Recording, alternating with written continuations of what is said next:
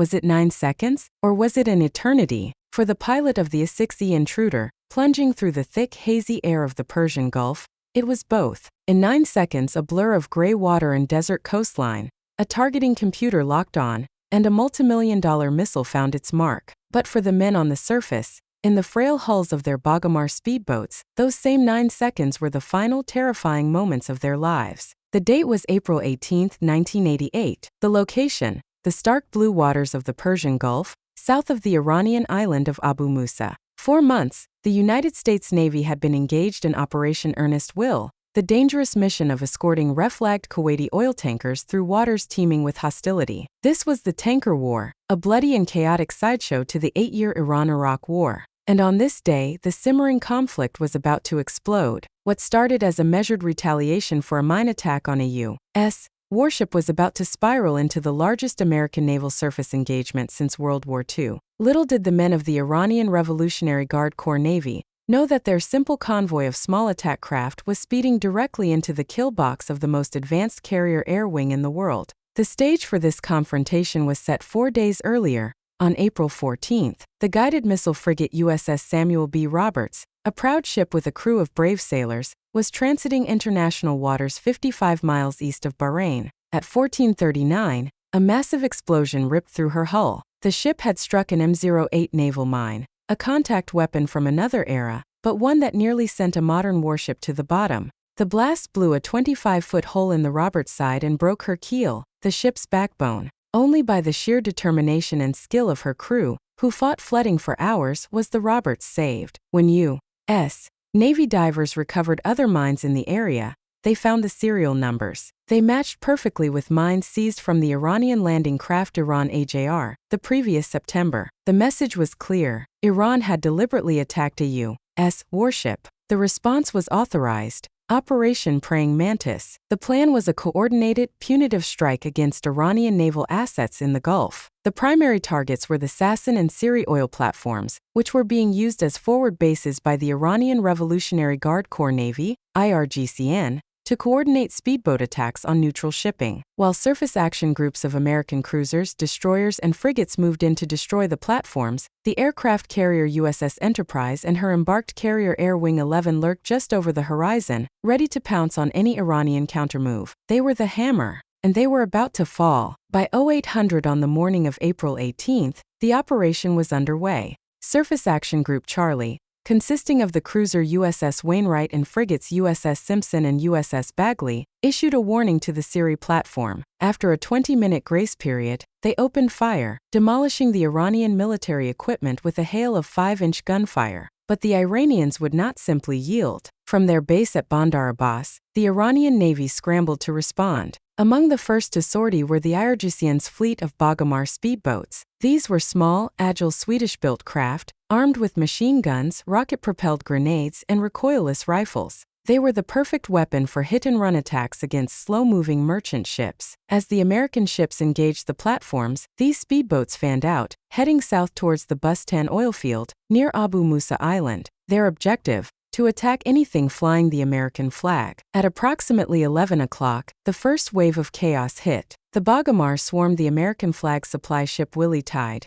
the Panamanian rig Scanbay, and even the British tanker York Marine. Machine gun fire raked their decks. Panicked radio calls filled the airwaves, reporting the attacks. On the bridge of the USS Wainwright, the threat was assessed. The small boats were too fast and too numerous for the big warships to effectively engage. A call went out to the Enterprise: "We need air support over the southern Gulf, immediately." High above, an E-2C Hawkeye radar plane, the eye in the sky, had already been tracking the fast-moving surface contacts. The order was passed. In the ready rooms of A-95, the Green Lizards, the alarm klaxon sounded. Pilots and bombardier navigators sprinted to their waiting A-6E intruders on the flight deck of the Enterprise. These were not the nimble F-14 Tomcats. The intruder was a brute, a dark, stubby-winged attack aircraft designed to deliver a heavy punch in any weather. They were loaded for a surface threat, Rockeye cluster bombs, each containing hundreds of armor-piercing bomblets. the perfect weapon to shred a swarm of small boats. Within minutes, two A-6Es were catapulted off the bow of the Big E, their powerful J-52 engines roaring as they climbed into the hazy sky. Their target, the Iranian missile convoy, now tearing through the waters just a few miles from Abu Musa. As the A-6Es streaked towards the contact point, the situation on the surface was growing more desperate. The Bagamars, emboldened by their initial success, were regrouping. They had spotted an inviting target, a cluster of oil support vessels,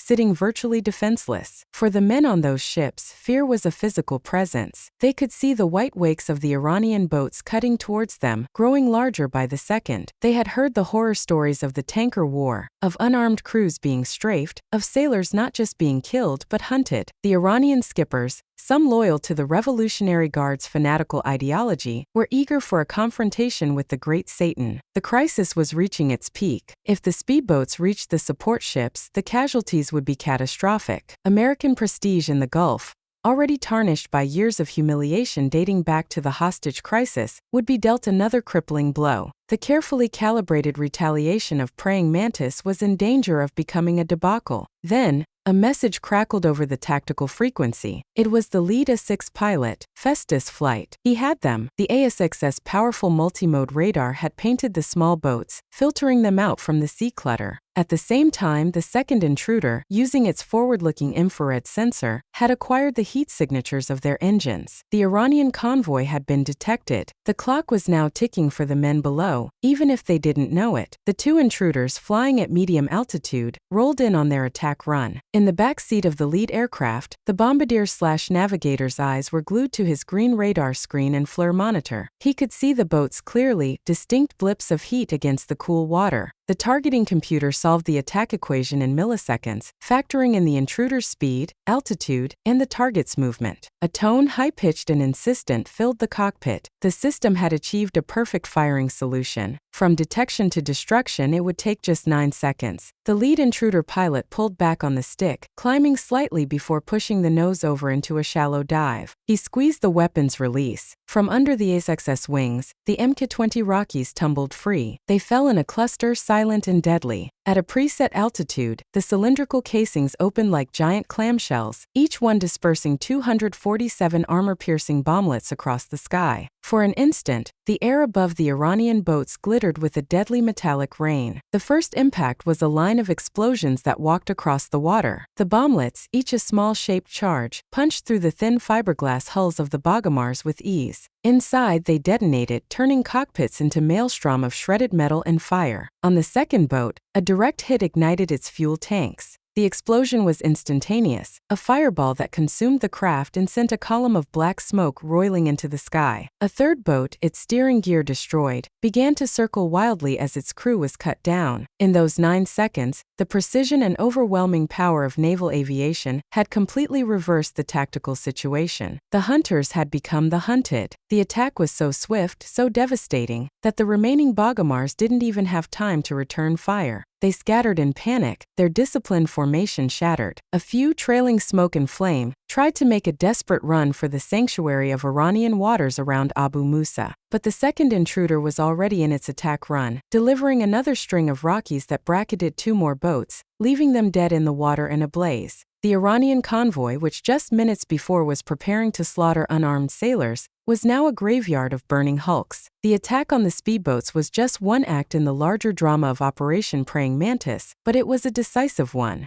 The Iranian naval counterattack had been annihilated before it could inflict any serious damage. By the end of the day, the toll was staggering. The United States had lost 2 Marine aircrewmen in the crash of an AH-1 Cobra helicopter, a tragic loss. But Iran had paid a far heavier price. In addition to the 3 Bagamar speedboats sunk, they lost the frigate Sahand, sunk by a combination of harpoon and laser-guided bombs from intruders, the fast attack craft Joshan, shattered by a barrage of Standard missiles, and the frigate Savalon, crippled by a 500-pound laser-guided bomb dropped directly down its stack. The engagement had lasted just over 8 hours. When the guns fell silent, over 56 Iranian sailors were dead. The U.S. Navy had proven, in the words of one admiral, that it could hurt them. The strategic impact was immediate. The Iranian leadership, already reeling from an Iraqi offensive on land, was now convinced that the United States had entered the war on the side of Iraq. The combination of defeats led the Ayatollah Khomeini to finally accept a UN-brokered ceasefire, ending the bloody 8-year Iran-Iraq war just months later. For their actions on that day, numerous sailors and aviators were decorated. The crew of the USS Samuel B. Roberts received the Combat Action Ribbon. The pilots of A-95, the Green Lizards, returned to the Enterprise as legends. They had faced a determined enemy and had responded with the professionalism and overwhelming force that defines the United States Navy. The destruction of the Iranian missile convoy off Abu Musa serves as a stark reminder of a simple truth. In modern warfare, technology and training can compress the time between detection and destruction into a mere handful of seconds. For the sailors on those Bagamar boats, the sight of 2A6 intruders appearing from the haze was the last thing they ever saw. This was just one of countless untold stories from the Second World War. Subscribe to World War II Records as we continue to bring these forgotten chapters of history back to life.